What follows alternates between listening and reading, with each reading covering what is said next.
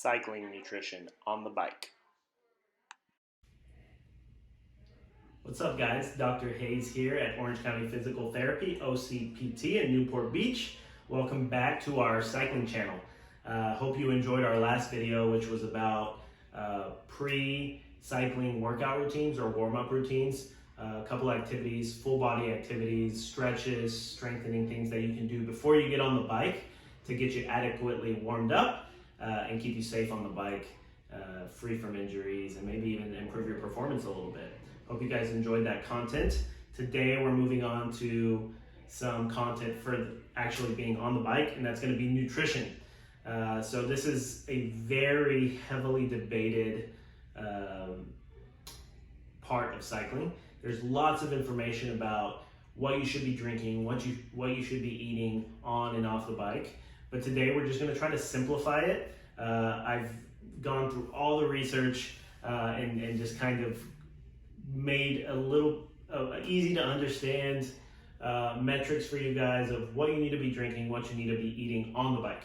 And to keep it really simple, today I'm going to break it down into the length of the ride. So we have short rides, which are going to be an hour or less. We have medium length rides, which are going to be an hour to 3 hours. And then we're going to have our long rides, which are going to be 3 hours plus. So obviously, as you guys could probably rationalize, what you need to be eating and drinking in an hour ride is going to be different what you need to be eating and drinking in a 3 or 4 hour century ride, right?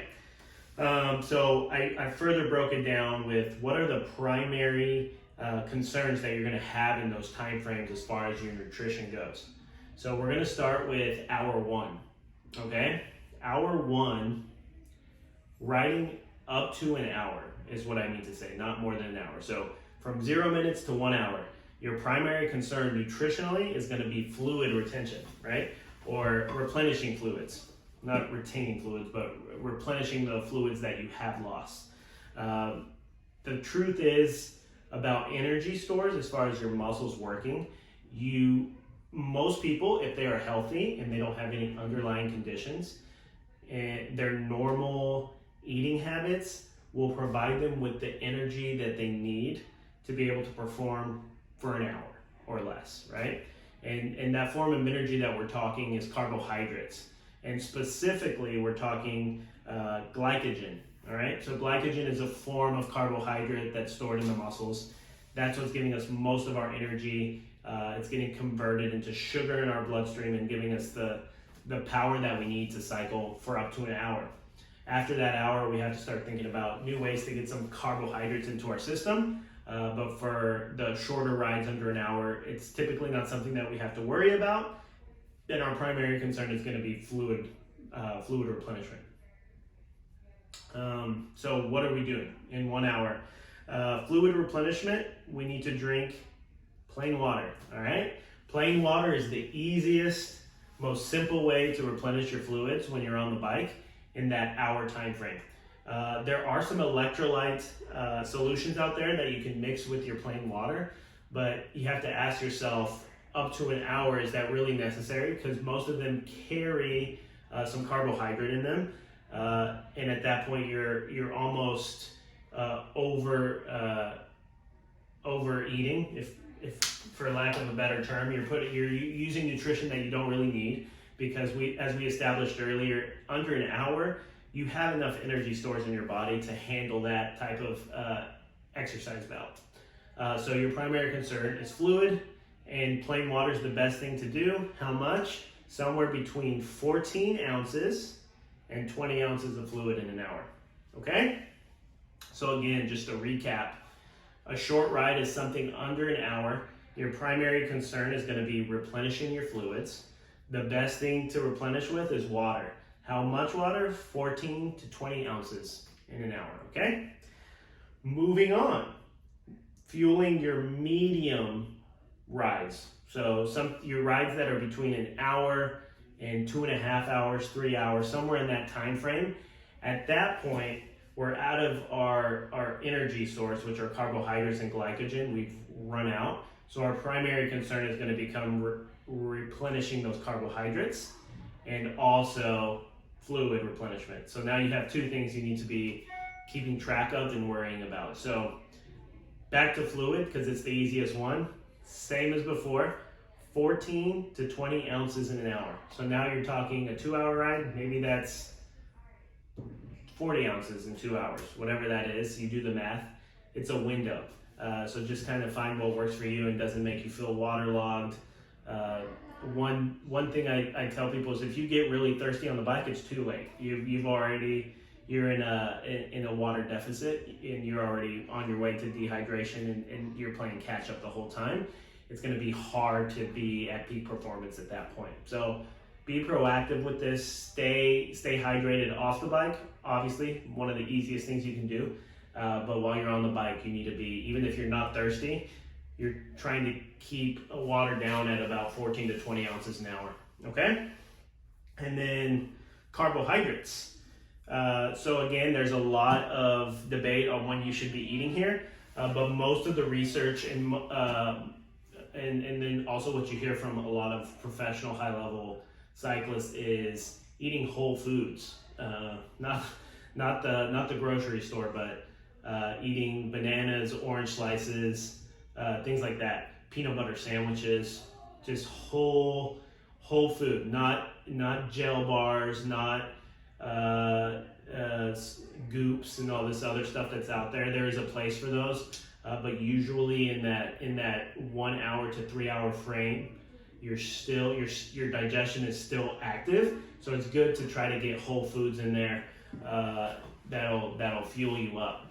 How much are you eating? You should be eating somewhere between 30 to 60 grams of carbohydrates an hour that you're on the bike.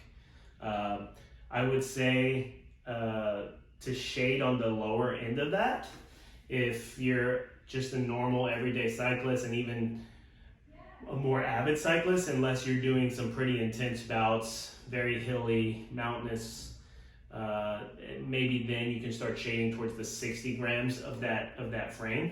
But again, 30 grams to 60 grams of whole food carbohydrate, such as bananas, peanut butter, apple slices, oranges, things like that, will be more than enough to keep you fueled during your ride when it's a medium intensity, medium length ride.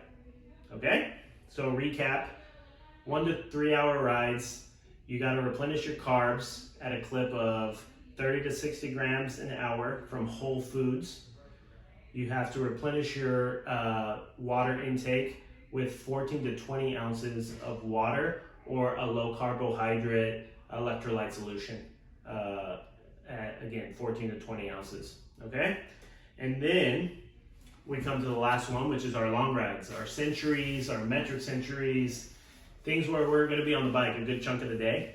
At that point, the same concerns that we had above are gonna still be there, which is we have to replenish our carbohydrates even more so now because we're probably gonna be on the bike 4, 5, 6 hours even. And then we all obviously have to replenish our fluids. So you guessed it, 14 to 20 ounces of fluid an hour. So now you're talking a lot more fluid than before. And then 30 to 60 grams of carbohydrates an hour. And this is where that becomes a little trickier because we start to experience fatigue, like food fatigue, where you're tired of eating the same thing, or you're bored, or your palate gets bored with tasting things. Everything just kind of tastes bleh when you're exercising for that long. So this is more trial and error for people. You have to find out what you can handle, what your stomach can handle in that time frame, and that's why energy bars and gels and goops and all that stuff became so popular, is because they're very easy to digest and just take down.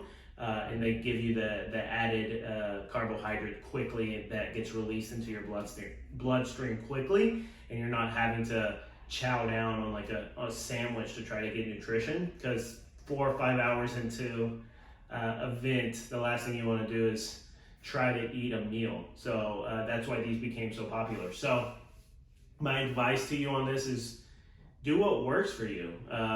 Some people can't handle having whole foods like bananas and peanut butter sandwiches and things like that on the bike. And some people can't handle the gels, but do what works best for you.